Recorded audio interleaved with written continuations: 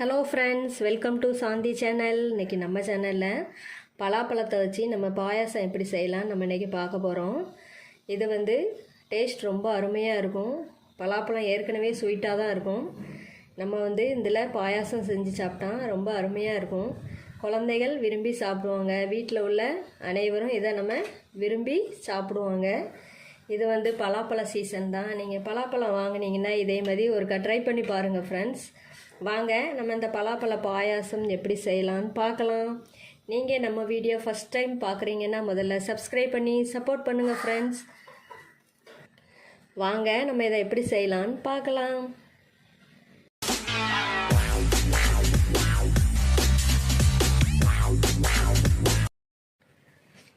பலாப்பழத்தில் பாயாசம் செய்கிறதுக்கு நான் இன்றைக்கி நல்லா கனிஞ்ச பலாப்பழமாக எடுத்திருக்கேன்.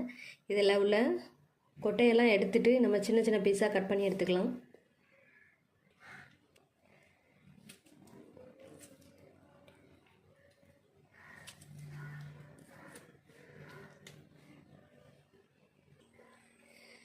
இதை சின்ன சின்ன பீஸாக கட் பண்ணியாச்சு.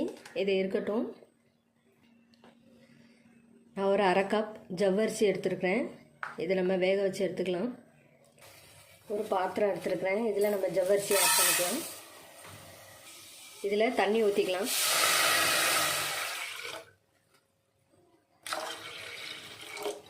நான் 2 டம்ளர் தண்ணி ஊற்றி இதை வேக வச்சு எடுத்துக்கலாம்.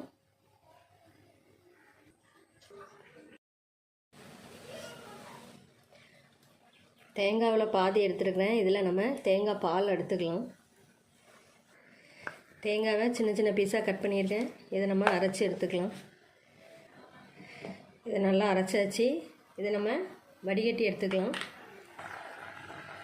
ஜவ்வரிசி கொஞ்சம் வெந்திருக்கு. நம்ம இதில் கட் பண்ணி வச்சுருக்கிற பலாப்பழத்தை இதில் ஆட் பண்ணிக்கலாம்.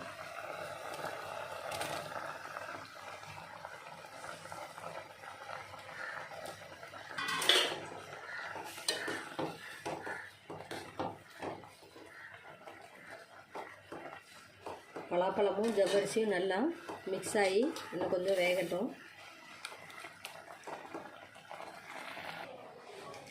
தேங்காவில் முதல் பாலை நம்ம தனியாக எடுத்து வச்சுக்கலாம்.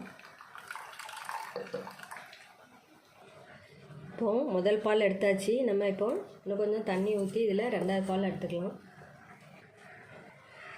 2வது பால் எடுத்தாச்சு. நம்ம இப்போ இதை அந்த ஜவ்வரிசியில் நம்ம ஊற்றிக்கலாம். இப்போ 2வது பாலை இதில் ஊற்றிக்கலாம்.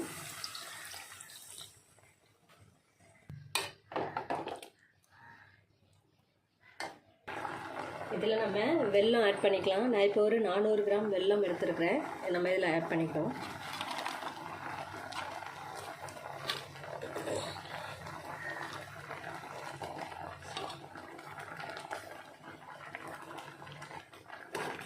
இதை நல்லா மிக்ஸ் பண்ணி விட்டுக்கலாம்.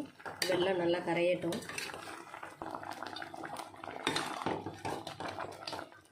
வெல்லம் கொஞ்சம் கரைஞ்சி வருது.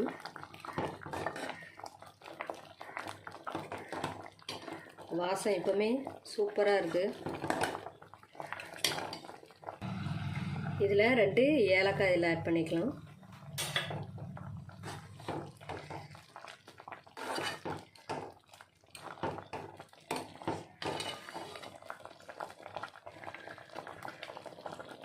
இப்போது நம்ம முதல் பால் எடுத்து வச்சுருக்கோம்ல, அதை நம்ம இப்போ இதில் ஊற்றிடலாம்.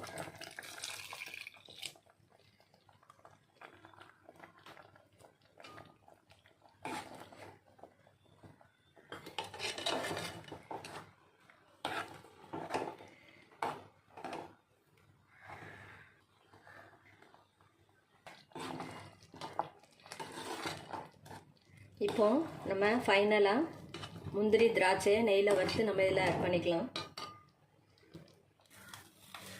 ஒரு கடாய் எடுத்துருக்கிறேன். இதில் நம்ம நெய் ஊற்றிக்கலாம்.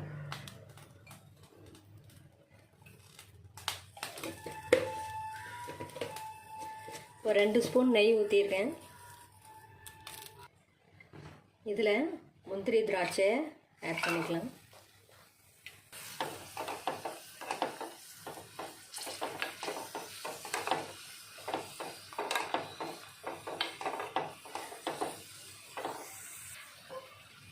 இதை நம்ம பாயாசத்தில் ஊற்றிடலாம்.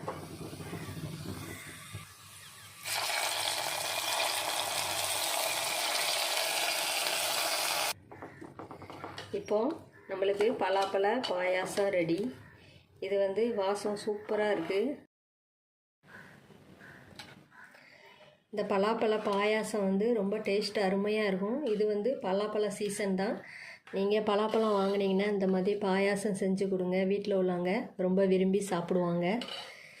இந்த ரெசிபி உங்களுக்கு பிடிச்சிருந்துச்சுன்னா லைக் பண்ணுங்கள், கமெண்ட் பண்ணுங்கள். இந்த வீடியோவை ஃப்ரெண்ட்ஸ் ரிலேஷனுக்கு ஷேர் பண்ணி விடுங்க. மறக்காமல் சாந்தி சேனலுக்கு சப்ஸ்கிரைப் பண்ணிடுங்க. சைடில் உள்ள பெல் ஆப்ஷன் கிளிக் பண்ணி வைங்க. அப்போ தான் நான் போடுற ஒவ்வொரு வீடியோவும் உங்களுக்கு நோட்டிஃபிகேஷனாக வரும். தேங்க்ஸ் ஃபார் வாட்சிங் ஃப்ரெண்ட்ஸ்.